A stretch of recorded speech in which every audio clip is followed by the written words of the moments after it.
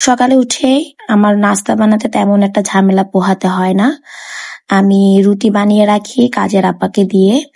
আমার এই রুটি প্রায় ৩-৪ দিন, ৫-৬ দিনও চলে যায় অনেক সময়। এটা ডিপেন্ড করে আমার নাস্তা খাওয়ার মতো কোয়ালিটি নিয়ে। যেমন যদি গরু গোস্ত ভুনা থাকে বা এই টাইপের গরু গোস্ত রান্না থাকে, তখন কিন্তু রুটির পরিমাণটা সকালে একটু বেশি খাওয়া হয়। আর যদি ভাজি থাকে তখনও মোটামুটি খাওয়া হয়। আমরা একপাশে সবসময় নাস্তা বানাতে বানাতে চাটা সবসময় একপাশে দিয়ে রাখি এক চুলাতে। তাহলে আমাদের মানে চা নাস্তা খাওয়ার পরপরই চাটা অবশ্যই খেতে হয়। যাতে চা খাওয়া সকালের অভ্যাস, তারা অবশ্যই নাস্তা করার পরপরই চা খেতে হয়। এটার অপেক্ষা আসলে বেশিক্ষণ সহে না আমাদের, যাতে আমরা যারা চা পাগল আছি আর কি তাদের জন্য। তো এখানে আমি ভাজি করে রেখেছিলাম, আগেই বলেছি সবজি ভাজি করেছি। সবজি ভাজিগুলো করে রেখেছি, এটা আমি প্রায় ২-৩ দিন আমার যাবে। আমি এগুলো ভাত দিয়ে খাবো না, শুধু রুটি দিয়ে সকালে নাস্তা খাওয়ার জন্য ভাজিগুলি করা। এই ভাজিটা আমি আলু, বরবটি, ছিম আর গাজর দিয়ে চিংড়ি মাছ দিয়ে ভাজি করেছিলাম।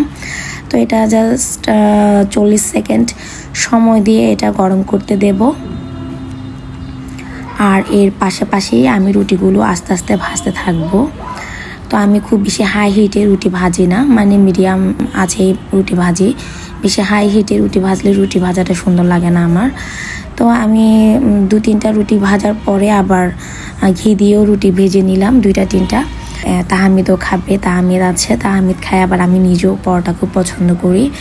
তো ঘি দিয়ে বেশিরভাগ খাওয়া হয় পরোটা। আগে তো সয়াবিন তেল দিয়ে খেতাম, তো এখন সয়াবিন তেল দিয়ে খাওয়া হয় না। আগে তাহমিদও পরোটা খেত না, এখন ও পরোটা অনেক পছন্দ করে, তো ওর জন্য পরোটা ভাজতে হয়। আর অবশ্যই যদিও ঘি দিয়ে ভাজি না কেন, তবুও কিন্তু প্রথমটা অবশ্যই রুটি হতে হবে, কারণ প্রথমে খালি পেটে পরোটা খাওয়া যাবে না, যত ঘি দিয়ে ভাজি না কেন, স্বাস্থ্যসম্মত হোক না কেন। তো এগুলো করতে করতে পাশাপাশি আমি দুপুরে রান্নার জন্য কি কি আয়োজন করা যায় সেটা ব্যবস্থা করলাম।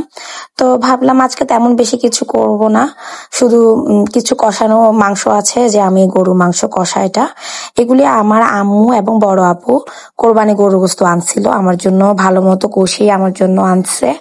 আমি এত খুশি ছিলাম, মানে কি বলবো, এগুলো আমার অনেক উপকারে আসছে।